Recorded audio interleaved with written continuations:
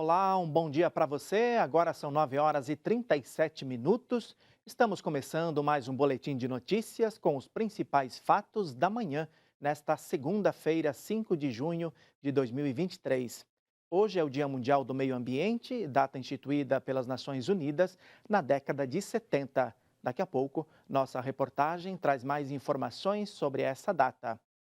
E aí você vê imagens de São Paulo, a cidade amanheceu com forte nebulosidade, mas o sol aparece ao longo do dia. Tempo firme na capital paulista, mínima de 13 graus e máxima de 24. O Papa Francisco vai visitar a Mongólia entre os dias 31 de agosto a 4 de setembro. A informação foi divulgada pela sala de imprensa da Santa Sé neste fim de semana. 1.400 fiéis católicos vivem no país asiático.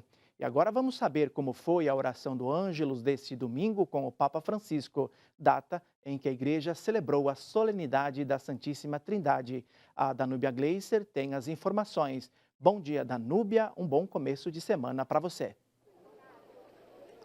Bom dia, bom início de semana. Em seu discurso, o Papa Francisco refletiu que a palavra Deus pode nos sugerir uma realidade singular, majestosa e distante. Já quando se pensa na relação do Pai com seu filho Jesus, esta remete à família, ao aconchego da casa. Francisco disse que se pode pensar em Deus assim, através da imagem de uma família reunida à mesa, onde se compartilha a vida. Afinal de contas, a mesa, que é ao mesmo tempo um altar, é um símbolo com o qual alguns ícones representam a Trindade. É uma imagem que nos fala de um Deus comunhão. E lembrou da importância de um gesto simples que se aprende quando criança, o sinal da cruz. Afirmou que traçando a cruz sobre o nosso corpo, nos recordamos quanto Deus nos amou ao ponto de dar a vida por nós. Após a oração mariana, o Papa expressou sua proximidade às vítimas do acidente ferroviário ocorrido na noite da última sexta-feira na Índia. E mais uma vez rezou a Maria pelas populações em guerra, de maneira especial a Ucrânia. Em um comunicado divulgado, a Santa Sé informou que hoje e amanhã o arcebispo de Bolonha e presidente da Conferência Episcopal Italiana, cardeal Matteo Maria Zuppi, estará em uma visita a Kiev, na Ucrânia, como enviado do Santo Padre. O principal objetivo é ouvir em profundidade as autoridades ucranianas sobre possíveis maneiras de alcançar a paz e apoiar gestos de humanidade que contribuam para aliviar as tensões. Assim informou a Santa Sé. De Roma, Danúbia Gleiser para o Boletim de Notícias. Obrigado, Danúbia.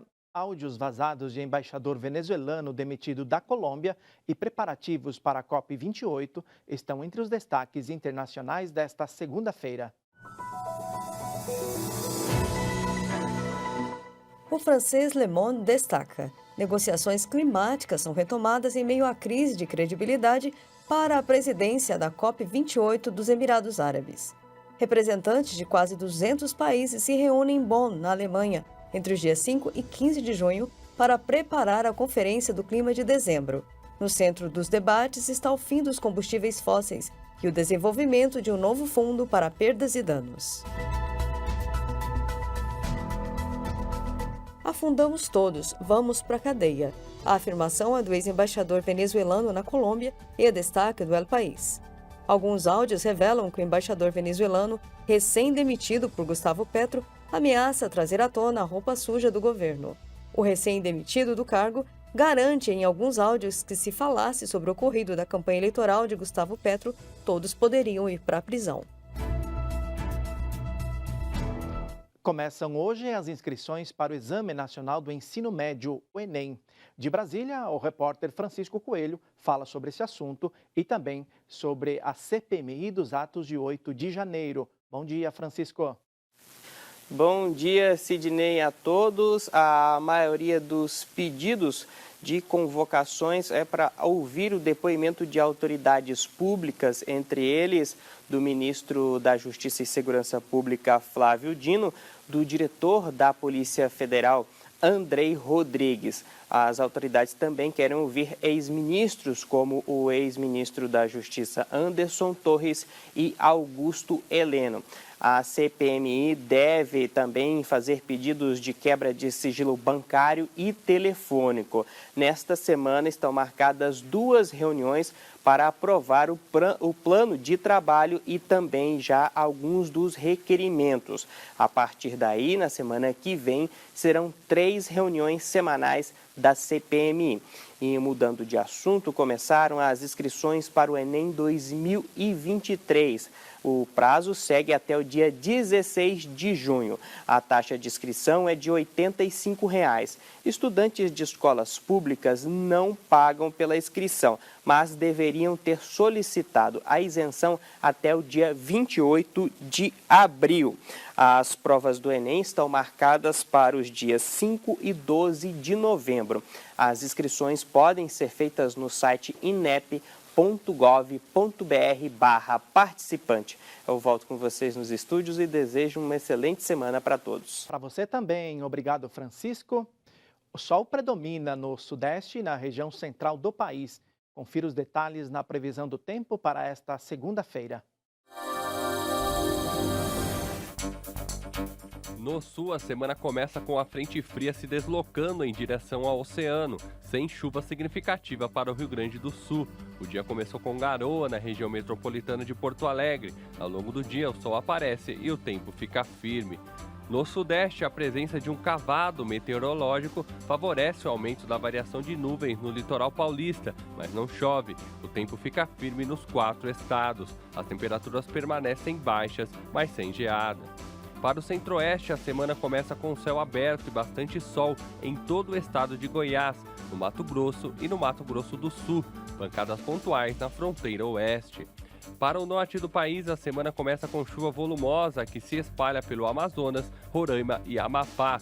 Devido ao calor, a alta umidade e circulação de ventos, as chuvas serão elevadas e há possibilidades de causar transtornos. E no Nordeste, o sertão segue com tempo firme, assim como em grande parte do Piauí e do Maranhão. Ainda chove em toda a costa da região, com os maiores volumes de chuva concentrados entre o litoral norte da Bahia e de Alagoas. E neste Dia Mundial do Meio Ambiente, um alerta. O desperdício de água aumentou pelo 6º ano consecutivo, de acordo com o Instituto Trata Brasil. O repórter Flávio Rogério traz mais detalhes. Bom dia, Flávio. Isso mesmo, Sidney. Bom dia para você e para todos que nos acompanham. Segundo o Instituto Trata Brasil, o volume perdido em vazamentos abasteceria 30% dos brasileiros por um ano.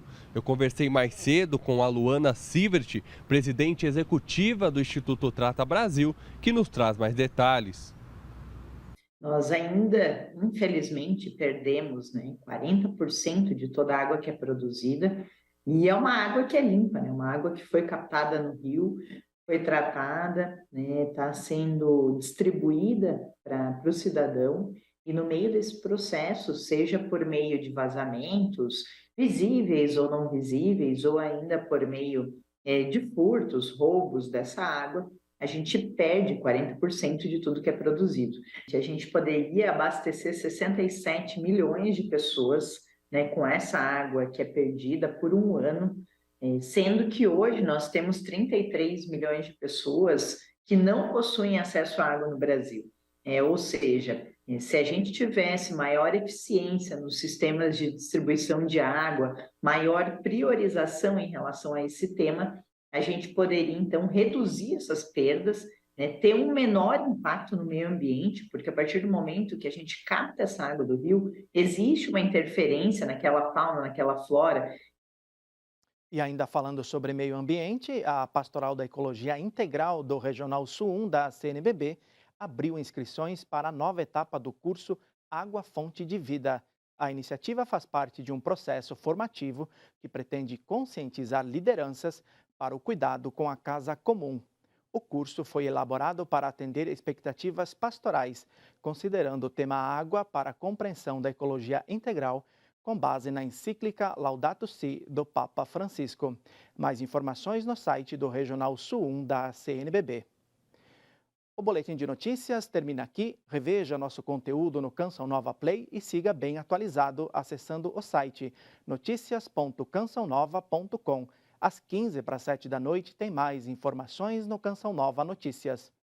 Obrigado pela companhia, um ótimo dia para você e siga ligado em nossa programação.